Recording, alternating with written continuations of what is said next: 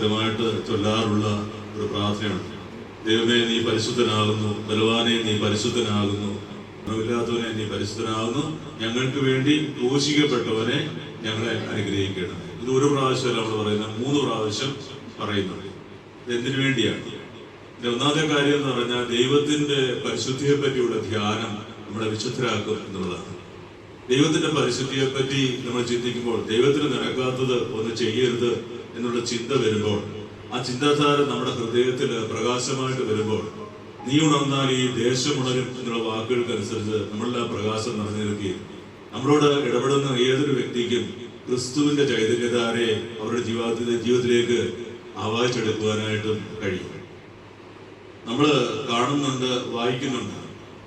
യെശയ്യായുടെ പുസ്തകം 53-ാമത്തെ അധ്യായം 4-ാമത്തെ വാക്യം, നമ്മുടെ വേദനകളാണ് യഥാർത്ഥത്തിൽ അവൻ വഹിച്ചത്, നമ്മുടെ ദുഃഖങ്ങളാണ് അവൻ ചുമന്നത്.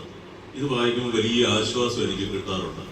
പിന്നെ ഒന്നാമത്തെ കാര്യം എന്ന് പറഞ്ഞാൽ, എൻ്റെ വേദന ഏറ്റെടുക്കാൻ ഒരു മനുഷ്യനും കടന്നു വരത്തില്ല. എനിക്കൊരു പ്രയാസമുണ്ടെങ്കിൽ പല മനുഷ്യരുടെ ജീവിതത്തിൽ എന്തെങ്കിലും സഹായം ചെയ്തെന്ന് വരാം, പക്ഷെ ചെയ്താലും അവർക്കതിന് കണക്കുണ്ട്. പക്ഷെ കണക്കില്ലാതെ, പരിധിയില്ലാതെ എൻ്റെ വേദനകൾ ഏറ്റെടുക്കുകയും എൻ്റെ ദുഃഖങ്ങൾ ചുമക്കുകയും ഒക്കെ ചെയ്യുവാൻ എൻ്റെ പിതാവുമായുള്ള സമാനത നിലനിർത്തേണ്ട ഒരു കാര്യമായി പരിഗണിക്കാതെ ദാസന്റെ വേഷം ധരിച്ച് ആകൃതിയിൽ മനുഷ്യനെ പോലെ കാണപ്പെട്ട് കുരിശുമരണം വരെ അനുസരണയുള്ളവനായി തന്നെ താഴ്ത്തിയ ഒരു ദൈവം എനിക്കായിട്ട് ഉണ്ട്. എനിക്ക് വേണ്ടി നിത്യമായിട്ട് സഹായം അയച്ചു തരുന്ന ഒരു ദൈവം എനിക്കുണ്ട്. എളിയവൻ നിലവിളിക്കുമ്പോൾ കേൾക്കുന്ന ഒരു ദൈവം എനിക്ക് ഉണ്ട്.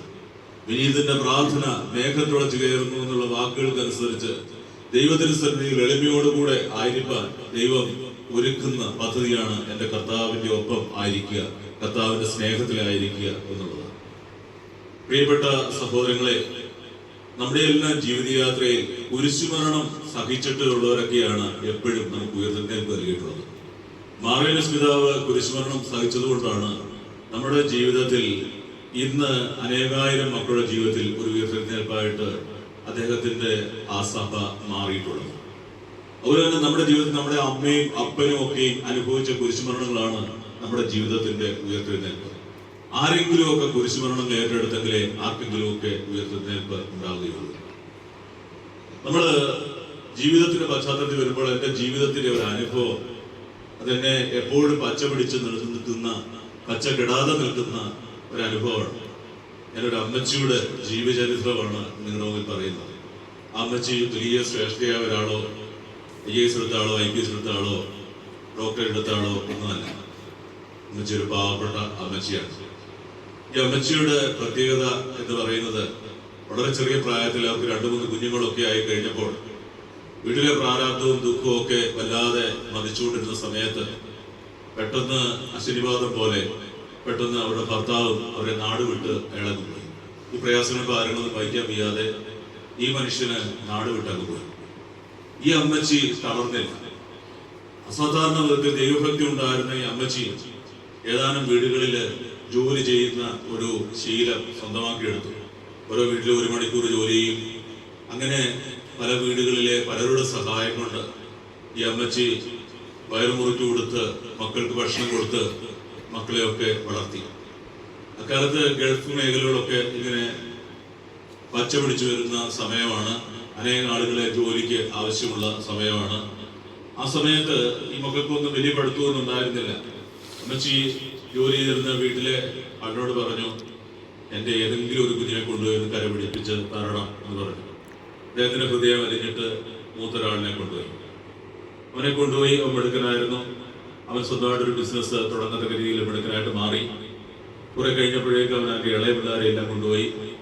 അങ്ങനെ അവരെല്ലാവരും ദൈവസഹായത്താൽ വലിയ നിലയിലേക്ക് ഉയർന്നു കഴിഞ്ഞപ്പോഴും അമ്മച്ചി പണ്ട് താൻ പ്രാർത്ഥിച്ച് നേടിയ, കർത്താവിന്റെ മുമ്പിൽ കണ്ണീർ ഒഴുക്കി നേടിയ ജീവിതത്തിന്റെ അനുഗ്രഹങ്ങളെ അമ്മച്ചി മറന്നില്ല. പഴയ വേദപുസ്തകത്തിന്റെ മുഷിഞ്ഞ താളുകളിൽ കൂടെ കടന്നു പോകുമ്പോൾ അമ്മയ്ക്ക് വിരസതയൊന്നും തോന്നിയില്ല. രാത്രിയുടെ യാമങ്ങളിൽ കണ്ണീരോടെ മക്കളെ ഓർത്ത് കരഞ്ഞെങ്കിൽ ഇന്ന് മക്കൾ വിശുദ്ധിയിരുന്ന് അങ്ങനെ ജീവിക്കാൻ ഈ അമ്മ പ്രാർത്ഥിക്കാനായിട്ട് തുടങ്ങി. അപ്പോഴങ്ങനെ ഇരിക്കുകയെ ഒരു ദിവസം ഈ അമ്മച്ചി മക്കളെ ഞെട്ടിച്ചുകൊണ്ട് ഒരു കാര്യം പറയുകയാണ്.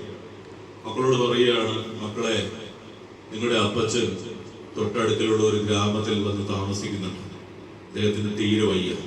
എൻ്റെ മക്കള് പോയിട്ട് അദ്ദേഹത്തെ വിളിച്ചുകൊണ്ട് വരണം.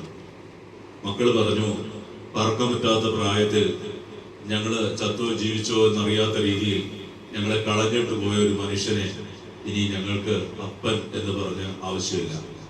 അതുകൊണ്ട് അമ്മച്ചി എന്ത് പറഞ്ഞാലും ഞങ്ങൾ ചെയ്യും, പക്ഷെ ഈ ഒരു കാര്യം മാത്രം പറയരുത്. ഉടനെ മക്കള് ഇവിടെ ഈ അമ്മച്ചി സജലങ്ങളായ വിഴികളോട് പറഞ്ഞു, മക്കളെ, നിങ്ങളുടെ ജീവന്റെ ഉറവിടം എന്ന് പറഞ്ഞു കഴിഞ്ഞാൽ നിങ്ങളുടെ അപ്പച്ചൻ കൂടിയാണ്. എനിക്ക് തന്നെ ഉണ്ടായ കുഞ്ഞുങ്ങളല്ല, മറിച്ച് അദ്ദേഹത്തിന്റെ കുഞ്ഞുങ്ങളാണ് നിങ്ങൾ. അതുകൊണ്ട് അദ്ദേഹത്തിന് എന്ത് കുറവ് വന്നാലും നിങ്ങളല്ലാതെ ആരാ ക്ഷമിക്കാനുള്ളത്? മക്കള് മനസ്സില്ലാ മനസ്സോടെ പോയിട്ട് ഈ അപ്പച്ചനെ കൊണ്ടുവന്നു. ഈ അപ്പച്ചൻ പരിശീലനായ ഒരു മനുഷ്യനായിരുന്നു. പക്ഷെ അമ്മച്ചി ചെയ്യാവുന്ന ശുശ്രൂഷകളെല്ലാം ഈ അപ്പച്ചന് ചെയ്തു കൊടുത്തു. ഒരു രാവിന്റെ യാമങ്ങളിൽ പാതിരാവ് കഴിഞ്ഞ സമയത്ത് പെട്ടെന്ന് എന്റെ ടെലിഫോൺ ചിലച്ചു. ഞാൻ ടെലിഫോൺ എടുത്തപ്പോൾ അമ്മച്ചിയുടെ മകനാണ് ഗൾഫിൽ നിന്ന് വന്നിട്ടുണ്ട്. അദ്ദേഹം പറഞ്ഞ, അമ്മച്ചിക്ക് അന്ത്യകുദാശ കൊടുക്കണം. ഞാൻ തൊട്ടയൽവക്കത്തുള്ള ഒരു അച്ഛനെ വിളിച്ചു. രാത്രി രണ്ടുപേരുടെ കാറിൽ കയറി ആശുപത്രിയിൽ ചെന്നു. ആശുപത്രിയിൽ ചെന്നപ്പോൾ ഈ അമ്മച്ചി വായു വലിച്ച് ഇങ്ങനെ കിടക്കുന്ന സമയമാണ്. ഞാൻ അന്ത്യകുദാശ കൊടുത്തു. കുറച്ചു കഴിഞ്ഞപ്പോഴേക്കും ആ ആശുപത്രിയുടെ ഏറ്റവും താഴത്തെ നിലയിൽ നിന്ന് ഉച്ചത്തിലുള്ള ഒരു കരച്ചിൽ കേൾക്കാം. ഈ രാത്രിയുടെ നിശബ്ദ യാമമാണ്, യാമിനി ഉറങ്ങുന്ന സമയമാണ്. ഈ സമയത്ത് ഈ യാമിനിയുടെ നിശബ്ദതയെ ഭേദിച്ചുകൊണ്ട് ഉച്ചത്തില് ഒരു കരച്ചില് ഉയരുകയാണ്. എന്റെ മാലാഖ എന്നെ ഇട്ടേച്ചു പോയേ എന്ന് പറഞ്ഞ് മുട്ടിക്കരയുന്ന ഒരു വൃദ്ധ വിലാപമാണത്. ആരാണെന്നറിയാമോ? ഈ അപ്പച്ചൻ പടി കടന്നു വരികയാണ്. ചില്ലുജാലകങ്ങൾക്ക് ഉള്ളിൽ നിന്ന് ഓരോ ജനവും സ്വിച്ച് അമർത്തി പുറത്തേക്ക് മഞ്ഞപ്പിത്തം ബാധിച്ച വെട്ടം ഒഴുകി. രാത്രിയുടെ യാമങ്ങളിൽ ആശുപത്രിയുടെ കെട്ടിടം ഉണർന്നു. ആ മനുഷ്യൻ ഉച്ചത്തിൽ ഏങ്ങലടിച്ച് നെഞ്ചത്തടിച്ച് സങ്കടത്തോടെ വിളിച്ചു പറയുകയാണ്, എന്റെ മാലാഖ എന്നെ ഇട്ടേച്ചു പോയി എന്ന്. പ്രിയപ്പെട്ട സഹോദരങ്ങളെ, ആവുന്ന പ്രായത്തിൽ ഒരിക്കലും ഒരു മാലാഖയെ കണ്ടെത്താൻ അദ്ദേഹത്തിന് കഴിഞ്ഞില്ല. കുരിശുമരണങ്ങൾ ഏറ്റപ്പോൾ കൂടെ നിന്നവൾ മാലാഖയാണെന്ന് തിരിച്ചറിയുന്നത് ആ ക്ഷമയുടെയും നന്മയുടെയും പാരമ്യം ജീവിതത്തിൽ അനുഭവിച്ച് അറിഞ്ഞപ്പോഴാണ്. എന്റെ പ്രിയപ്പെട്ട സഹോദരങ്ങളെ, ഈ യാമങ്ങളിൽ എനിക്ക് പറയാനായിട്ടുള്ളത് കുരിശിന്റെ കഥയാണ്. ഒരു ക്രിസ്ത്യാനിയുടെ ജീവിതത്തിൽ കുരിശ് എന്ന് പറഞ്ഞാൽ പാഠപുസ്തകമാണ്. നമ്മുടെ നെഞ്ചിന്റെ താളത്തിനൊപ്പം ചലിക്കുന്ന കുരിശ്, നമ്മുടെ കഴുത്തിൽ ഒരു കുരിശിട്ടാൽ, അതായത് ഹൃദയരക്തത്തിന്റെ ചലനത്തിനൊപ്പം വിശ്വാസ രക്തത്തിന്റെ ചലനം ചേർന്ന് വരുമ്പോഴാണ് നമ്മുടെ ജീവിതം ക്രിസ്തീയ ജീവിതമായിട്ട് മാറുന്നത്. ഈ കുരിശിന്റെ ചരിത്രം എന്ന് പറഞ്ഞു കഴിഞ്ഞാൽ അത്ര കണ്ട് സുഖകരമായ ഒരു ചരിത്രമല്ല കുരിശിനുള്ളത്. കർത്താവ് ചേർന്നിടം വരെ കുരിശിന്റെ ചരിത്രം അത് വളരെ ഇരുട്ടു നിറഞ്ഞതായിരുന്നു. പക്ഷെ ലോകത്തിന്റെ പ്രകാശമായവൻ എപ്പോഴാ കുരിശിലേക്ക് ചേർന്നോ അപ്പോൾ മുതൽ കുരിശ് പ്രകാശമായിട്ട് മാറി. നമ്മൾ പലപ്പോഴും പൈശാചിക ശക്തികളുടെ തിന്മകൾക്ക് എതിരായിട്ട് നമ്മൾ പ്രാർത്ഥിക്കുന്ന ഒരു പ്രാർത്ഥനയുണ്ട്. ഇതാ കർത്താവിന്റെ കുരിശ് ദുഷ്ടശക്തികളെ പലായനം ചെയ്യുക. യൂദാഗോത്രത്തിന്റെ സിംഹവും ദാവീദ് വംശത്തിന്റെ പേരുമായ കർത്താവ് ഈശോ മിശിഹ വിജയിച്ചിരിക്കുന്നു. ഈ കുരിശ് പ്രകാശമായിട്ട് മാറിയത് പ്രകാശമായ ഈശോ അതിലേക്ക് ചേർന്നപ്പോഴാണ്. എന്റെയും നിങ്ങളുടെയും ജീവിതത്തിൽ കുരിശ് പ്രകാശമായിട്ട് മാറുന്നത് എപ്പോഴാണ്? ഒരുപക്ഷെ നമ്മൾ വളരെ അപമാനിതരായിട്ട് ജീവിക്കുന്ന ഒരു മനുഷ്യരായിരിക്കാം. പലരും നമ്മളെ നോക്കി പരിഹസിക്കുന്നുണ്ടാവാം. നമ്മളെ കാണുമ്പോഴൊക്കെ ആളുകൾ അടക്കം പറഞ്ഞ് വിലമതിക്കാതെ ചിരിക്കുന്നുണ്ടാകാം. നമുക്ക് വല്ലാത്ത വേദനയാണ്. ഈ സമയത്ത് കുരിശേരോട്ടൊന്ന് നോക്കിയാൽ ആ ക്രൂശിതൻ ആണിപ്പാടേറ്റ കരങ്ങൾ ചലിപ്പിക്കാനാവാതെ കിടന്നുകൊണ്ട് നമ്മുടെ മുഖത്തേക്ക് തന്നെ നോക്കിക്കൊണ്ട് പറയുന്ന ഒരു വാക്കുണ്ട്, നീ അപമാനിതനാണോ? നഗ്നനായി 3 ആണികളിൽ ഞാൻ പിടഞ്ഞു മരിച്ചപ്പോൾ, എന്റെ ചുറ്റിനുള്ളവർ മുഴുവനും എന്നെ നിന്ദിച്ചപ്പോൾ ഞാൻ നിന്റെ വേദനയെ ഏറ്റെടുക്കുകയായിരുന്നു. നമ്മൾ പറയുന്നു, ദൈവമേ, നാളത്തെ ഒരു ദിവസം, ഒരു രാത്രി കഴിഞ്ഞ് വേറൊരു പകലിലേക്ക് കടന്നു വരുമ്പോൾ എന്റെ ദൈവമേ, എന്റെ ജീവിതത്തിലെ കടഭാരം എന്നെ വല്ലാതെ വേദനിപ്പിക്കുന്നു. ഇന്ന് നമ്മൾ തളവാത രോഗിയെ പറ്റി ധ്യാനിക്കുകയുണ്ടായി. തളവാത രോഗി എല്ലാവരും എടുത്തുകൊണ്ട് വരികയാണ്. അത്രയും കാലം ഒരു കട്ടിൽ എമ്മിക്കൊണ്ട് വേണം. അതുപോലെ കടം ചുമന്ന ഒരു ജീവിതമായിരിക്കാം നമ്മൾ, കടത്തിന്റെ മുകളിൽ കിടക്കുന്ന ഒരു ജീവിതമായിരിക്കാം നമുക്ക്. പക്ഷേ നമ്മൾ ശ്രദ്ധിക്കേണ്ടത്, നമ്മൾ കടക്കാരനായിട്ട് മാറുമ്പോൾ ആർക്കും കടക്കാരനില്ലാത്ത ഒരു കർത്താവ് പറയുന്നുണ്ട്, സർവ്വജനത്തിനും എല്ലാ നന്മയും കൊടുത്തവനാണ് ഞാൻ ബേത്ലഹേമിലെ ആ ചാണകത്തൊഴുത്തില് വന്ന് പിറക്കുമ്പോൾ ഞാൻ നിന്റെ വേദനകളെ കണ്ടിരുന്നു, ഈ വേദനകളെ ഞാൻ ഏറ്റെടുത്തിരുന്നു. അവൻ എപ്പോൾ അവന്റെ ജീവിതത്തിലേക്ക്, തളവാതരുടെ ജീവിതത്തിലേക്ക് കടന്നു വന്നോ അന്നേരം മുതൽ അവൻ അതുവരെയും അവനെ ചുമ്മിയിരുന്നത് അവൻ ചുമ്മാൻ തുടങ്ങി. അതായത് അവൻ പറയുന്നത് പോലെ പിന്നെ കാര്യങ്ങൾ പോകാൻ തുടങ്ങി. യേശുവിലേക്ക് ചേരുമ്പോൾ എൻ്റെ പ്രിയപ്പെട്ട സഹോദരങ്ങളെ, നിങ്ങൾ വിശ്വസിച്ചാലും വിശ്വസിച്ചില്ലെങ്കിലും ഞാൻ ഉറപ്പായിട്ട് പറയുകയാണ്, നിങ്ങളുടെ ജീവിതത്തിൽ, നമ്മുടെ ജീവിതത്തിൽ നമ്മളെ ഏറ്റവും അലട്ടുന്ന കാര്യം, ആ കാര്യം നമ്മുടെ അടിമയായിട്ട് മാറും.